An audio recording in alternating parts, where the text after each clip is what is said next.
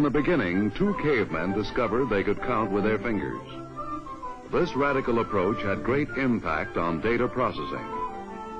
Computing by hand, however, had certain limitations, and a new technique was developed, causing a virtual information explosion. This system eliminated dull, repetitive tasks, relieving workers for more creative endeavors. But the search continued for ever faster methods to get the right information in the right form for sound management decisions. The bookkeeping load was heavy. As the march of civilization continued, as man approached the age of space, mathematical calculations became more difficult. Management faced overwhelming problems. But the first adding machine was already on the drawing board. Soon it became a reality, solving complex problems for science and industry. In 1617, a Scottish mathematician named John Napier, working with numbered logs, discovered rhythms which he called logarithms. In 1822, an English mathematician named Charles Babbage invented a difference engine, which could have made quite a difference if it had worked. But now, many inventors, in trying to eliminate dull, repetitive tasks, were making tasks even duller and more repetitive. What changed the course of calculating? Punched cards, rapid data processing. But rapid was not fast enough. In 1946, two American scientists named John W. Mauchly and J. Presper Eckert gave technical leadership to a group which created a truly different approach to data processing. It was called electronic data processing. Recently, electricity had started running around with vacuum tubes, and Eckert and Mauchly were with it. This amazing machine had 18,000 vacuum tubes. It could do 100 years of mathematical work in 2 hours. The only trouble was, tubes burned out. This somewhat interfered with the 100 years' work being done in 2 hours. But this was the present state of the art. Eckert and Mauchly's electronic brainchild was called ENIAC, for Electronic Numerical Integrator and Computer. It was something to see.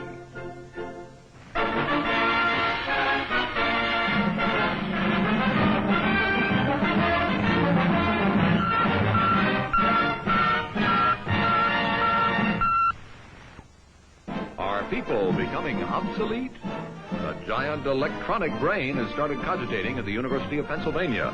It's made of vacuum tubes, like your radio, and it can add up a column of figures a yard long in a second. It's the world's first electronic computer. Right now, it's solving mathematical problems for the U.S. Army, but who knows, someday a machine like this may check up on your income tax. But the 1946 newsreels did not tell the whole story. It began at the University of Pennsylvania before World War II in 1941. At the university, the Moore School of Electrical Engineering had 2 Frieden calculators and a Bush differential analyzer. These machines were used in work for the United States Army Ordnance Department to compute firing tables for artillery. This work was done by graduate students under the supervision of Dr. John William Mauchly, an associate professor of electrical engineering. In 1941, Dr. Mauchly wondered if the new science of electronics could be applied to the ancient science of mathematics to make faster calculations. Dr. Mauchly experimented, but since he was not an electronics expert, he needed help. He found the right man, a research associate named J. Presper Eckert. Together, Eckert and Mauchly outlined an electronic computer that could, they hoped, perform at fantastic speed. They submitted their plan to U.S. Army Ordnance. World War II was on. Any idea for speeding work was welcome. Army Ordnance gave the University of Pennsylvania a 6-month research contract for $61,700. This contract was renewed 9 times for a total cost of $486,804.22. J. Presper Eckert was project engineer. Professor J.G. Brainerd, supervisor. Sam Feltman, ballistics engineer. Captain Herman H. Goldstein, liaison officer. Dr. John W. Mauchly, consultant. Dean Harold Pender represented the Moore School. General G.M. Barnes and Colonel Paul N. Gillen represented the Ordnance Department. Dr. Mauchly was 38 years old. Mr. Eckert was 26. Design began in July 1943 with only 12 engineers. Assembly began in June 1944.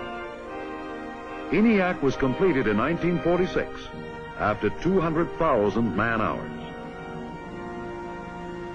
ENIAC was 1,000 times faster than any other calculating machine ever built.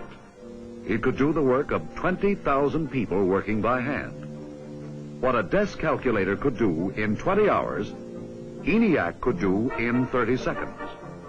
It could discriminate the sign of a number and compare numbers for equality. It could add, subtract, multiply, divide, and extract square roots. In 1 second, it could add a 5-digit number 5,000 times. ENIAC required a room 30 feet wide and 50 feet long. The 40 panels, side by side, would be 100 feet long. It weighed 30 tons.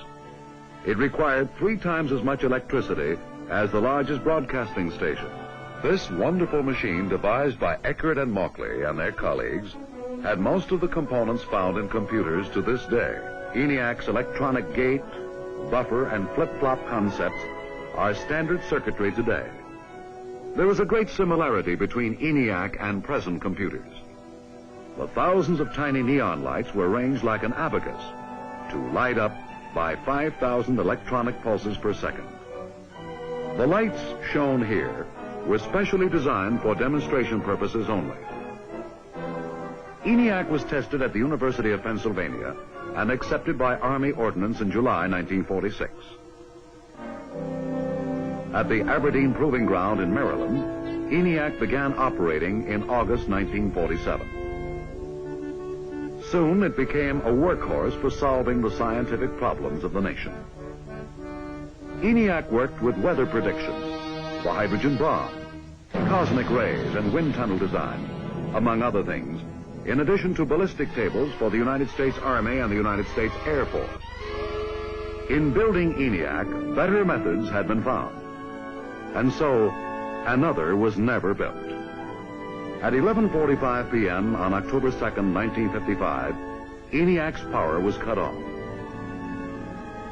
Stored at Aberdeen, components of the world's first electronic computer will probably be distributed to various museums. ENIAC lived long and served well. Meanwhile, Mr. Eckert and Dr. Mauchly had designed another computer. It was called BINAC. BINAC was much faster than ENIAC, much cheaper to operate, and magnetic tape could be used instead of punched cards. BINAC led to Univac.